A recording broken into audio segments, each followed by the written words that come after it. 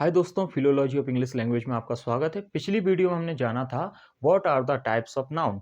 अब हम जानेंगे कि कैसे हम proper noun, collective noun, material noun या एब्स्ट्रैक्ट नाउन को कॉमन नाउन में बदल सकते हैं। तो चलिए वीडियो को स्टार्ट करते हैं।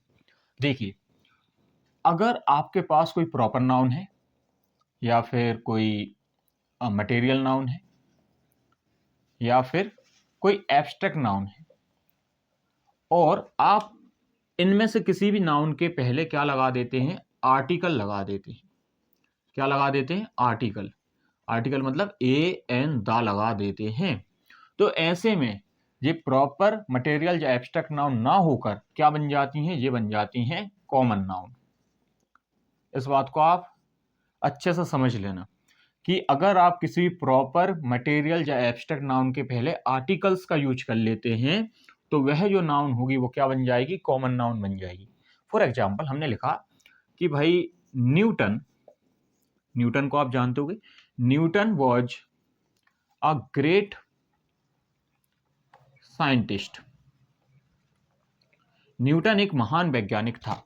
यहां पे न्यूटन क्या है? यहां पे न्यूटन है प्रॉपर नाउन, है ना। किसी वैज्ञानिक का या किसी व्यक्ति का निजी नाम है तो न्यूटन क्या होगा? प्रॉपर नाउन होगा। लेकिन जैसे ही हम इसमें थोड़ा सा परिवर्तन करते हैं और कुछ ऐसा अगर हम लिख दें कि ही is the Newton, he is the Newton of our class. मेरी कक्षा में बहुत सारे बच्चे हैं, उनमें से एक बच्चा है जो कि बहुत ज़्यादा वैज्ञानिक विचारधारा का है, इन्वेंशन करता है। तो ऐसे बच्चे को हमने क्या बोल दिया? न्यूटन बोल दिया। या स्कूल के अंदर भी सारे बच्चे जो कि किसी ना किसी प्रकार का मॉडल बनाते हैं या जिनके अंदर विज्ञान को लेकर क्यूरियोसिटी होती है, हमने उनको न्यूटन बोल दिया।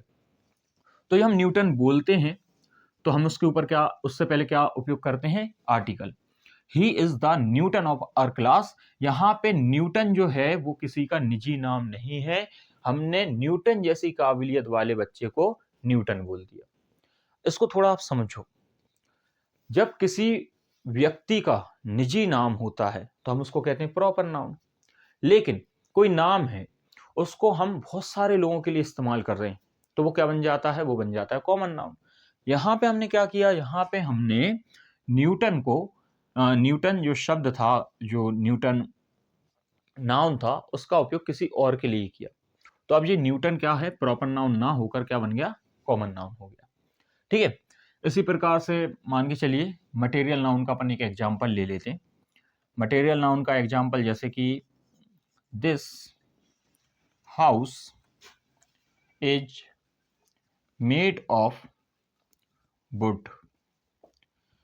ये जो घर है ये लकड़ी का बना हुआ है। तो यहाँ पे जो वुड है, वो वुड क्या है? वो है मटेरियल नाउन, है ना। हमने सीखा था कि कोई भी पदार्थ का नाम जो होता है वो मटेरियल नाउन में आता है। तो भाई वुड क्या है? वुड है मटेरियल नाउन। अब अगर हम कुछ ऐसा लिख दें कि the wood of this house is soft. इस घर की जो लकड़ी है वो कैसी है? मुलायम है। तो अब यहाँ पे जो वुड लिखा हुआ है, ये जो मटेरियल नाउन के पहले आपने दा लगा दिया, इस वजह से ये मटेरियल नाउन अब किस में बदल गया है? कॉमन नाउन में बदल गया है। ठीक है। तो ये बात आप याद रखना कि जब भी आप किसी प्रॉपर नाउन, मटेरियल नाउन या एब्स्ट्रैक्ट नाउन के पहले आर्टिकल का यूज कर लेते हैं तो ऐसे में ये सब क्या बन जाती हैं? कॉमन नाउन बन जाती हैं। अब एक दूसरे नियम की बात करते हैं।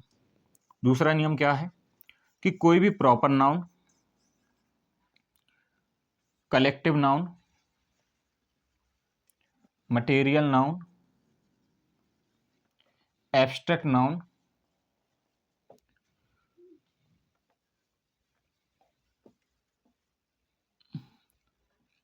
के बाद एस या ईएस लगाने पर वो किस में बदल जाएंगी? वो बदल जाएंगी कॉमन नाउन में। ठीक है। इस बात को भी हमें याद रखना पड़ेगा कि जब भी आप किसी प्रॉपर नाउन या फिर कलेक्टिव नाउन, मटेरियल नाउन या एब्स्ट्रैक्ट नाउन के बाद में एस या ईएस लगा देते हो तो वह किस में बदल जाती हैं? कॉमन नाउन में बदल जाती हैं। फॉर एग्जाम्पल हमने एक सेंटेंस लिखा कि India has given birth to many Kalams. Bharat ने बहुत सारे कलाम या कलामों को जन्म दिया है। अब इसको आप समझो। कलाम वैसे तो प्रॉपर नाउन था। कलाम जो है वो डॉक्टर एपीजे अब्दुल कलाम के लिए इस्तेमाल किया जाता है। कलाम क्या है? एक प्रॉपर नाउन है, एक वैज्ञानिक का नाम है कलाम, है ना। लेकिन इस सेंटेंस में हमने क्या किया, कलाम के बाद एस लगा दिया। और रूल कहता है कि अगर आप किसी भी प्रॉपर नाउन के बाद में एस या ईएस लगा देते हो तो फिर वो प्रॉपर नाउन नहीं रहता, वह बदल जाता है। और वह किस में बदल जाता है? कॉमन नाउन में बदल जाता है। तो इस बात को भी आप याद रखना। इन दोनों नियमों का जो स्कूल स्टूडेंट हैं उनके सिलेबस में तो कोई मतलब उतना महत्व होगा नहीं, लेकिन जो बच्चे कॉम्पिटिटिव एग्जाम की तैयारी कर रहे हैं उनको पता होना चाहिए। नाउन्स के टाइप्स को आप बहुत अच्छे से समझो। कई बार ऐसे क्वेश्चंस आते हैं कि नाउन जो होते हैं उनके बारे में पूछ लिया जाता है कि ये किस टाइप का नाउन है, और ऐसे में आपको पता होना चाहिए कि भैया ये जो प्रॉपर मटेरियल, एब्स्ट्रैक्ट या कलेक्टिव नाउन है इनको हम चेंज करके कॉमन नाउन में बदल देते हैं। और एग्जामिनर आपसे यही पूछेगा, वो आपको कुछ ऐसा चेंज करके दे देगा और उसके बाद कहेगा अब बताओ कौन से टाइप का ये नाउन है।